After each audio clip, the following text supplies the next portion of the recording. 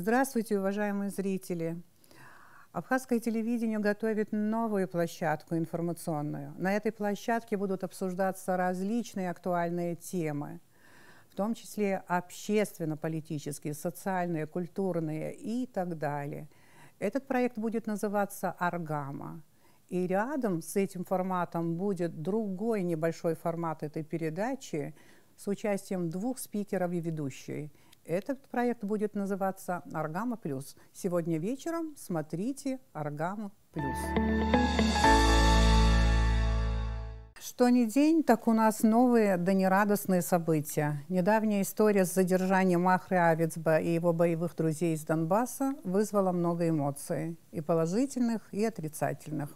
Кто-то оценил действия правоохранительных органов как правомерные и своевременные, кто-то попытался их дискредитировать. Наши внутренние эмоции, зашкаливающие через призму политических предпочтений, были вполне ожидаемые. А вот голоса наших друзей из России более чем эмоциональные. Журналисты, которые сфокусированы на событиях в Донецкой и Луганской республиках, болезненно восприняли эти события. Я решила, что будет честно пообщаться с военным корреспондентом Семеном Пеговым, которого мы знаем не понаслышке, и который часто отстаивает интересы Абхазии на разных площадках. Работал на Абаза ТВ в течение 4 лет, и он сегодня вышел с нами на связь по скайпу. Приветствую вас. Приветствую вас. Да. Очень рад быть на связи с Абхазией. Мы пригласили Вячеслава Чирикба, руководителя Центра стратегических исследований при президенте Республики Абхазия, чтобы разобраться в несколько запутавшейся ситуации, а именно, где дружба боевая, где уголовное дело, а где политика.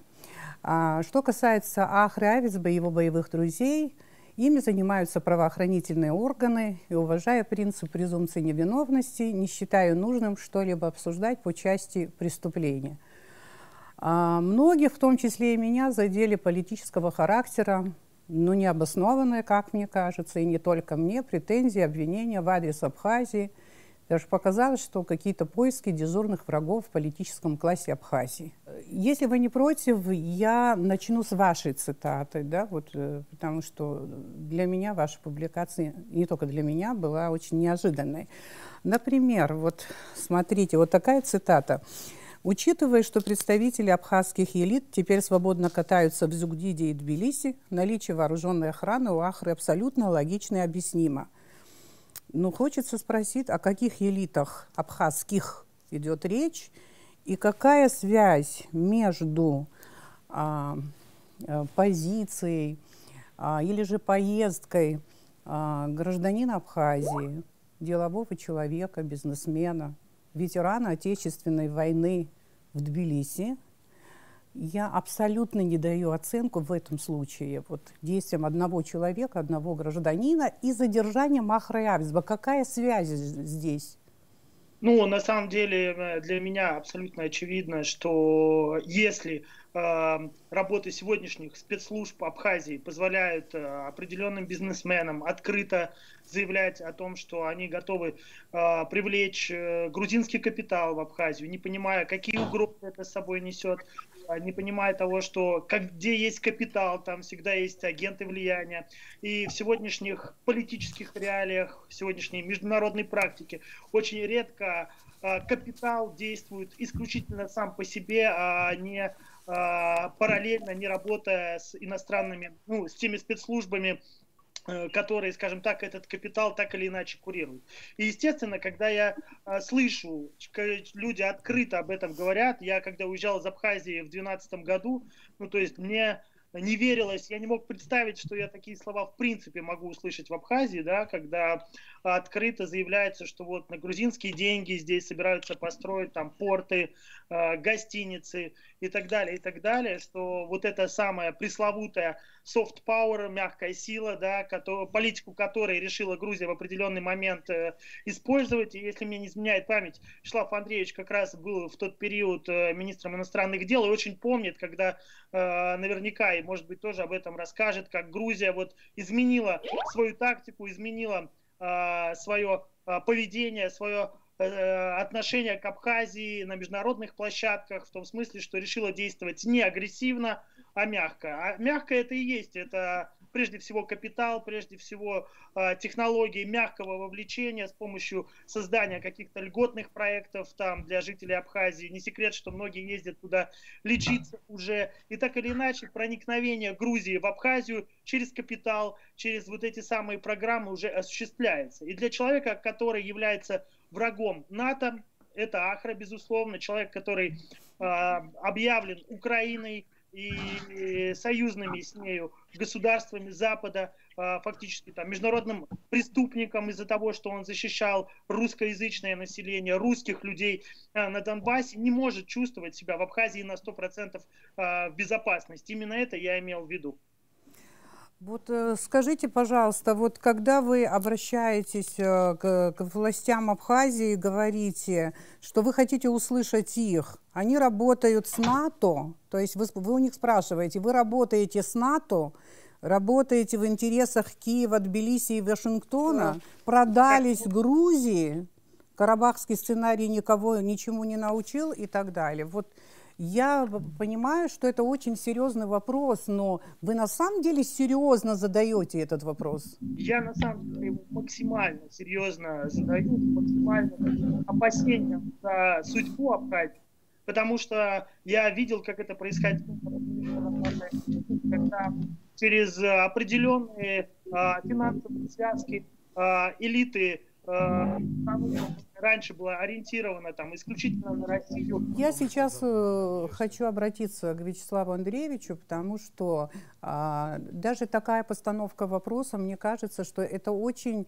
серьезные сомнения в нашей политике, в наших стратегических целях, в нашем взаимодействии, сотрудничестве с Российской Федерацией. Вообще сомнение в том, что мы продолжаем отстаивать ценности, которые отстаивали все это время. Поэтому я хотела бы услышать, Вячеслав Андреевич, вас вообще сегодня стоит вопрос об изменении внешнеполитического курса Абхазии, и что это такое, что произошло? Почему вообще наши друзья вот так начали в нас сомневаться? Это серьезно? Ну, во-первых, всех приветствую. Я не сомневаюсь, что Семен Пегов является близким другом Абхазии и душой болеет за нашу страну, за наш народ. И здесь никаких сомнений не может быть. Единственное, конечно, меня тоже удивило, Семен, честно говоря, ваше утверждение. Вот. И что на него можно ответить? Что ни в руководстве, ни на каком-нибудь другом уровне, во-первых, не подвергается сомнению путь Абхазии на максимальное сотрудничество с Россией, которая является нашим главным стратегическим партнером, единственным, главным. Вот. И здесь никаких изменений быть не может. Это безальтернативная политика, которая нас устраивает. Это устраивает и Абхазию, и Россию. У нас очень много планов на будущее, уже много реализовано. И здесь вот вносить тему НАТО и коллеги Грузии просто, мне кажется, не очень релевантно, потому что ни одна группа людей в Абхазии, ни один слой таких идей не высказывает. Единственное, я понимаю вашу реакцию, может, болезненную. Она у нас тоже была болезненная, кстати, на высказывание одного из наших сограждан. Это его личное мнение. Вот. Мы знаем, что, конечно, какие-то отношения с Грузией есть на самом деле. Во-первых, Ингургес, да, все-таки заставляет обе стороны как-то договариваться, поскольку обе стороны зависят от этой гидроэлектростанции. Но есть еще большой, значит, уровень такой, как бы, теневой экономики, да, вот контрабанда, естественно, которой мы никак не можем справиться, не знаем, что с ней делать, либо ее легализовать, либо в плане налоговой, да, налоговых отчислений, либо запретить. Здесь тоже еще у нас вопрос стоит, и он открытый вопрос.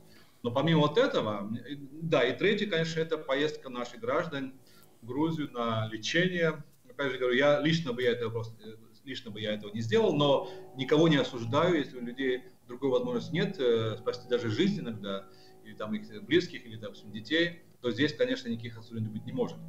Вот эти три случая, когда вот можно говорить о том, что отношения с Грузией какие-то есть, но еще есть переговоры, конечно, официальные переговоры, которые зашли в тупик, как мы знаем, все они пока ничего, прорывов не видится, не предвидится, поскольку позиции сторон диаметрально противоположны. Вот, поэтому я не вижу никаких оснований, при всем уважении, Семен, считать, что в Абхазии хоть какие-то вот малейшие подвижки в сторону вот изменения курса, в сторону там, не знаю, Грузии там, или тем более НАТО. Это вообще, конечно, мне кажется, очень экзотическая тема, вот, и многих удивила на самом деле. Ну, если позволите ответить Вячеславу Андреевичу, я лично вас, Вячеслав Андреевич, также никогда в жизни не сомневался в ваших действительно преданности своей стране. И когда вы были на должности министра иностранных дел, я видел, что вы действительно максимум делали для того, чтобы отстаивать ее интересы.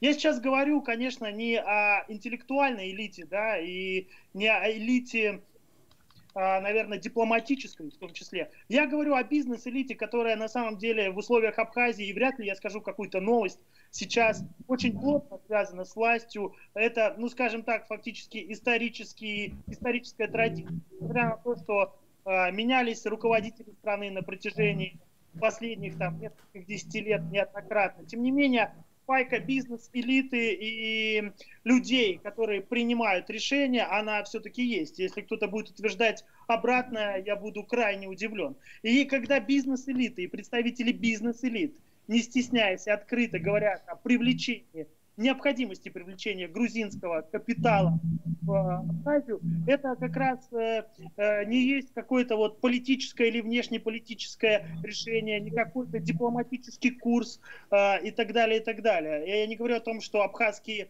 интеллектуальные элиты вернулись в сторону Грузии. Я как раз говорю о конкретно бизнес-проектах, которые вот этой самой мягкой силой, я просто видел, как это происходило в других странах на постсоветском пространстве, видел, как это происходило в Сирии, когда Катар сначала скупал там земли, а потом привел туда спецназовиков. И когда кто-то начинает на чужой территории чем-то владеть, он заводит туда людей, которые начинают влиять на политику этой страны. И мои вопросы наверняка поставлены чересчур остро, но я повторюсь, что это связано лишь с теми опасениями, которые я почувствовал, услышав публично. Знаете, Семен, я думал, что если бы вы в Абхазии побывали, да, вот вы уже давно не были, наверное, да? То нет, вы я бы... был этим летом, предыдущим. Ну вот, я бы думаю, что вы ничего бы, никаких изменений вообще не заметили. А то, что в отношении капитала из Грузии, конечно, здесь есть консенсус, я уверен, консенсус есть среди всех слоев общества, и вот политическая элита, и бизнес-элита, и просто простое население, что все-таки у нас завершенный конфликт, Грузия не подписала соглашение о неприменении силы, она ее готова использовать при случае, мы это уже видели вот в случае Южной Осетии, к сожалению, и поэтому здесь доверия никого нет абсолютно, и купиться на какие-то фантики, вот, я думаю, что это вот, ну, мы не такой народ легкомысленный, как сказать, легковерный, чтобы, вот, это уже мы проходили, кстати. И поэтому я думаю, что вот опасения, хотя, конечно, они, может, и законны, каких-то вот, как реакция на какие-то заявления, все-таки это личное мнение одного или двух человек. Конечно, это у нас демократия, люди имеют право высказывать свое мнение, но это не является мнением большинства населения Абхазии. Большинство населения Абхазии настроено принципиально по отношению к Грузии, отношения с Грузией. И пока нет таких основополагающих договоров, они применяют силы и других, никакого доверия, никакого как бы, продвижения в плане экономики быть не может. Я думаю, что это об этом говорить совершенно преждевременно, по меньшей мере. Да, вот я приведу еще одну цитату Семена, поскольку, Семен, вы говорите о том, что вы имели в виду бизнес-элиту. Во-первых, вы это не уточняете. Несколько раз вы используете терминологию сухумские элиты, абхазские элиты, я специально подчеркиваю во множественном числе, но даже сейчас, когда вы уточняете, вы говорите, что вы имели в виду бизнес-элиту Абхазии. Но дело в том, что бизнес-элита Абхазии, она тоже разная. Я думаю, что позиция, озвученная тем бизнесменом, о котором вы говорите, эту позицию, может быть, кто-то и разделяет, но бизнес-элита такие, скажем, высказывания никогда она не озвучивала. И многие представители бизнес-элиты тоже были не рады услышать вот то, что вы сейчас сказали. Потому что, понимаете, в Абхазии это вот то же самое, что обвинить людей в предательстве. Да, это воспринимается, потому что у нас же идет все время такая конкуренция и соревнование между властью, то есть элитой, скажем так, вот правящей, и контрэлитой, оппозицией. Все время кто более патриотичнее, кто больше любит Абхазию, кто больше ненавидит Грузию и так далее. Вот в таком контексте все происходит. И поэтому вот то, что вы сейчас говорите, я думаю, что задело многих, в том числе и бизнес-элиту нашу тоже. Ну, я считаю, что если задело, то это не самая плохая реакция, которая может быть, потому что действительно, на мой взгляд, стоит пересмотреть то, что сейчас происходит, и опять же в той же теневой экономике между Абхазией и Грузией, о чем Вячеслав Андреевич сейчас... Согласен. Очень часто, кстати говоря, в российских СМИ или же просто в соцсетях бывает, что порой очень необоснованно начинают говорить о том, что вот абхазы, я, может быть, говорю грубо, иждивенцы, они кормятся за счет России, за счет наших средств и так далее. Мы посылаем деньги, а они занимаются распилом, они эффективно это не используют и так далее. Я думаю, что вот этот хор, который существует очень давно, и какой-то небольшой слой, может быть, российского общества поддерживает такую позицию, вы ее усилили. Вот что вы говорите. Значит, не оружие боятся сухумские элиты, а того, что Ахра приведет в политику молодежь, которая устала от всего происходящего, которая хочет добиться чего-то большего для своей страны и остановить тупой распил выделяемых России денег. Вот, кстати, по первой части цитаты вам могут очень даже вот обоснованно задать вопрос, к чему же должен был привести Ахра молодежь? Ну, Ахра, то, насколько я знаю из своего личного общения с ним, он действительно хотел привести в политику новых людей, которые не будут связаны со старыми коррупционными схемами, которые так или иначе передаются от одной власти к другой по наследству. Я об этом говорю достаточно уверенно, несмотря на то, что я, скажем так, в Абхазии бываю нечасто, но я прекрасно вижу, скажем так, насколько неинтенсивно меняются условия жизни в Абхазии. Я не говорю о том, что абхазы иждивенцы, и никогда в жизни такого не говорил. Но я считаю, что те средства, которые выделяются, те средства, которые страна может зарабатывать, но не зарабатывает в силу определенных причин, в силу, там, может быть, неумения отдельных менеджеров распорядиться, там, скажем так, своим хозяйством или веренным им направлением государственным. Но, тем не менее, я приезжаю в Абхазию, я не вижу... не то что скачка, я не вижу, чтобы с 2012 года жизнь в Абхазии стала намного лучше. Вопрос не только к действующему президенту, но и к всем предыдущим. Дело в том, что я абсолютно не выступаю в роли адвоката власти, и тем более, что все эти годы последние, находясь в оппозиции, только и говорила о том, что неэффективно используется и так далее, и так далее. Мы, кстати говоря, сейчас очень серьезно, наши журналисты заняты журналистскими расследованиями именно по коррупционным делам, и поэтому я не поддерживаю коррупцию и не говорю о том, что она там побеждена или минимизирована и так далее. Но когда вы все сваливаете в одну кучу и говорите власти, которая еще год не находится, скажем, да, вот у власти, что идет, получается, невозможно остановить тупой распил. Вы обвиняете сегодня руководство Абхазии, правительство Абхазии в том, что в течение этого последнего года тоже занимаются распилом российских денег. Я не увидел, потому что вы не уточняете, понимаете, это что за журналистика? Почему вы не уточняете, когда это говорите? Но вы можете доказать, что вот сегодня, мне тоже очень нужно это знать, пожалуйста, докажите мне, убедите меня в том, что сегодня идет распил российских денег. Абхазия в условиях пандемии, в тяжелейших экономических, когда выживает, вы говорите, что мы занимаемся распилом российских денег. Журналистика без фактов – это не журналистика, это уже идеология. Это идеология, это какая-то заданная цель, я не знаю.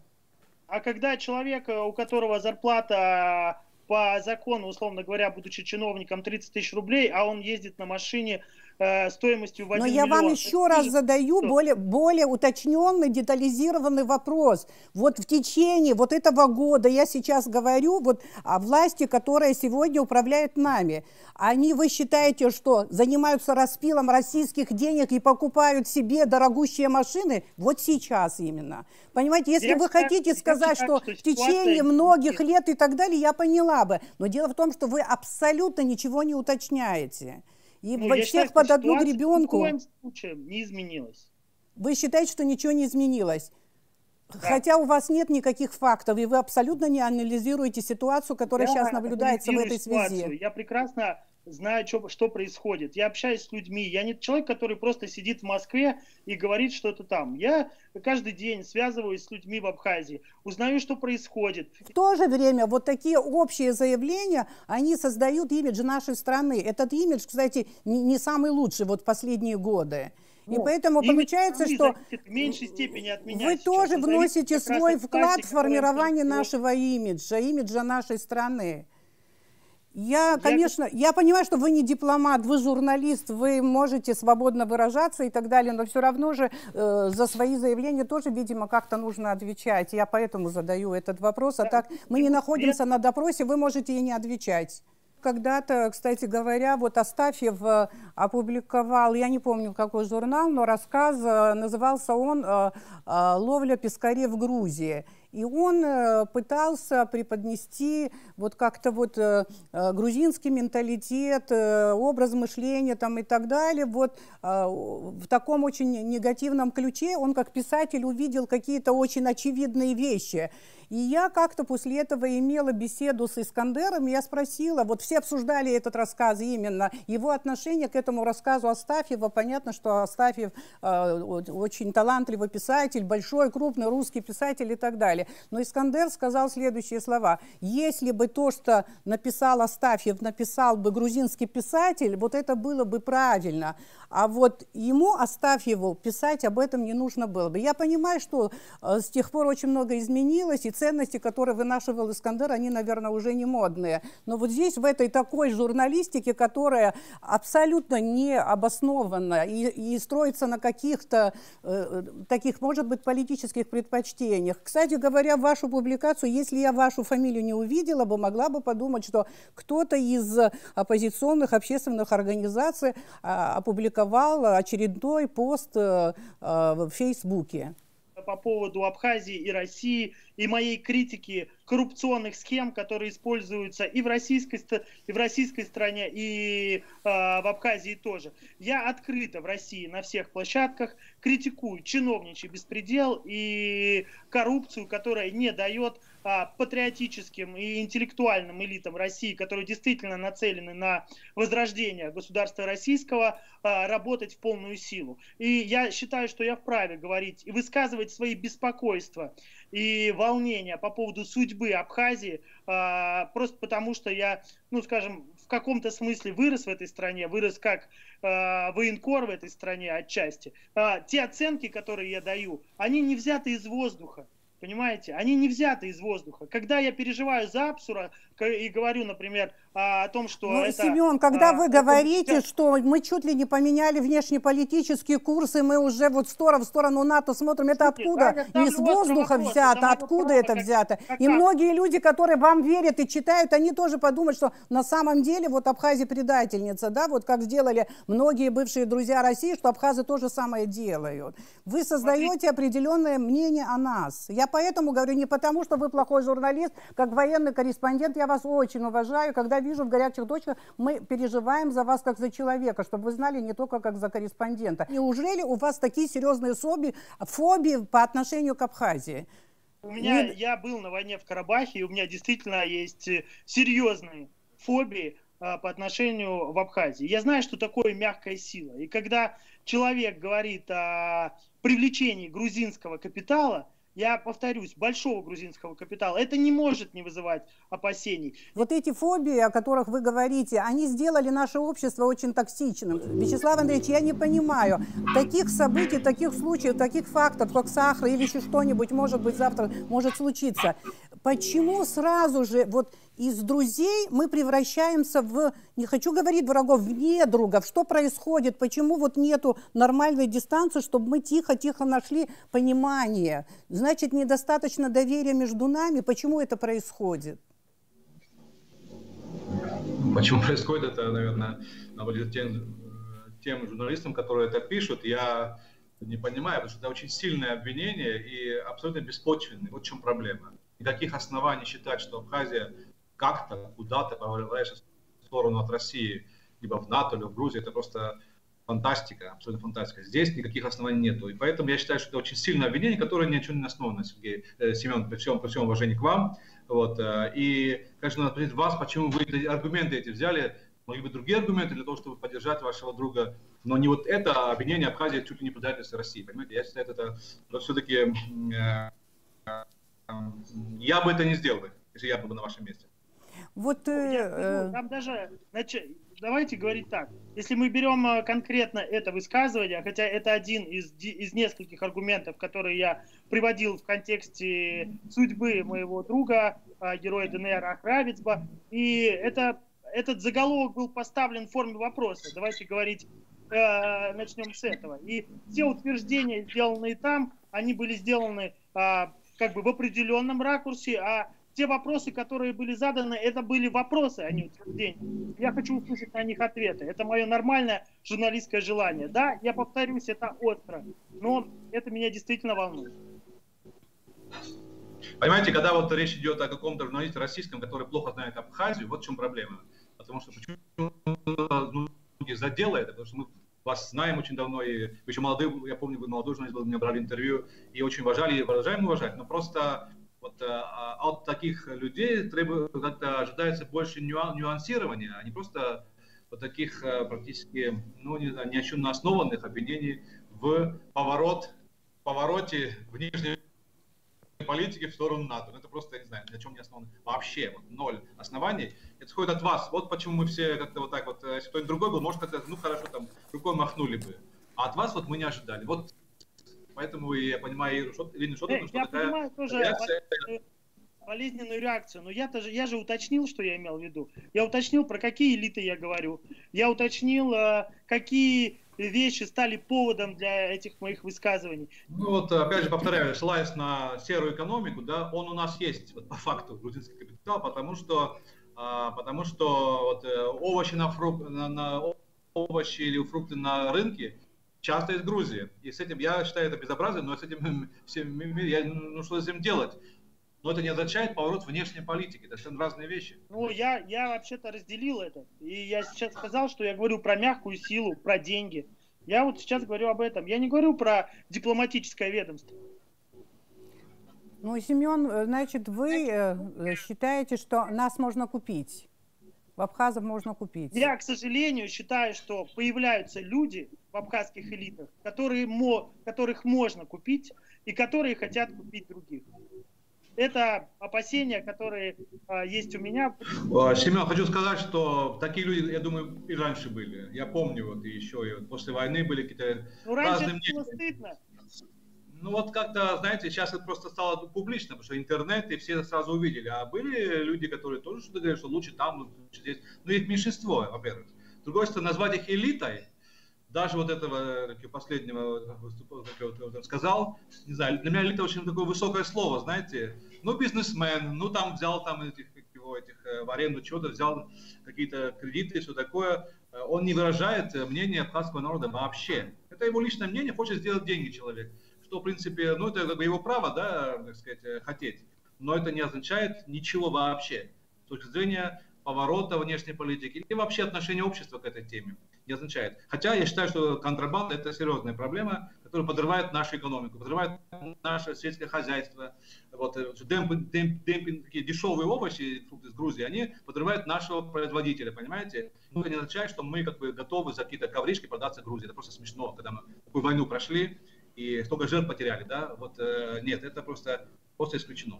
Я согласна, наверное, с заявлением нашего МИДа. Вернее, были комментарии по поводу вот этих позиций, оценок, которые прозвучали в российских СМИ, в том числе, значит, от военных журналистов. Вот. Кстати говоря, в списке журналистов, которые сделали заявление, а вот заявление, кстати, мне показалось, что оно более корректное, кстати говоря, более мягкое, чем написали вы, Семен.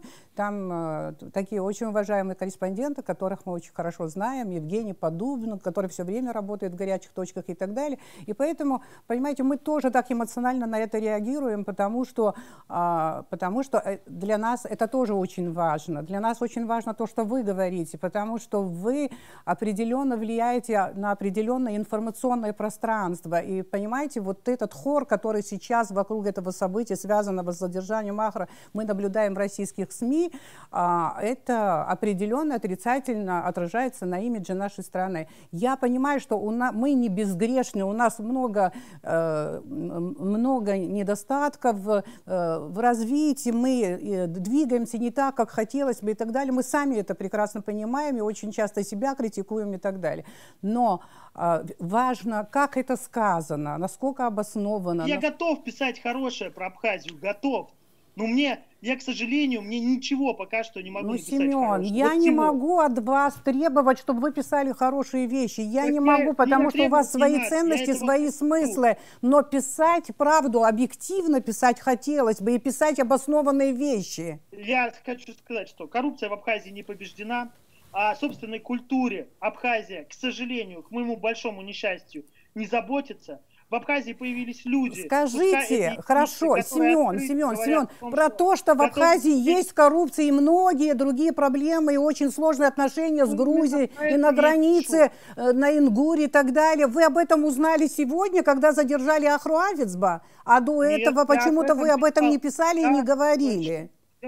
Не, я писал об этом тоже и говорил просто об этом тоже. Просто это событие, понимаете, вы политизировали как только могли, к великому сожалению. Да. А что? Я считаю, что это политизированный протест.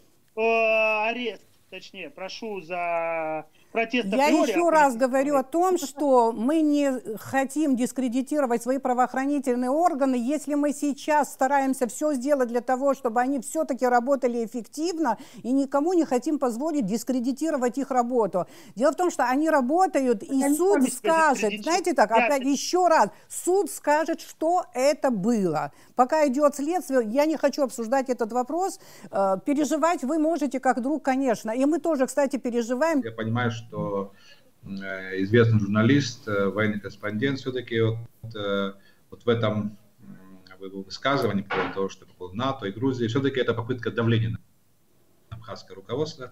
Вот. И я думаю, оно не скрывает это, да, что это была попытка, такой заострил так, чтобы это как-то отреагировали мы. Вот. Но я думаю, что это безосновательное утверждение, и поэтому это не сработало, понимаете? Спасибо. Это не поможет ситуации, Семен.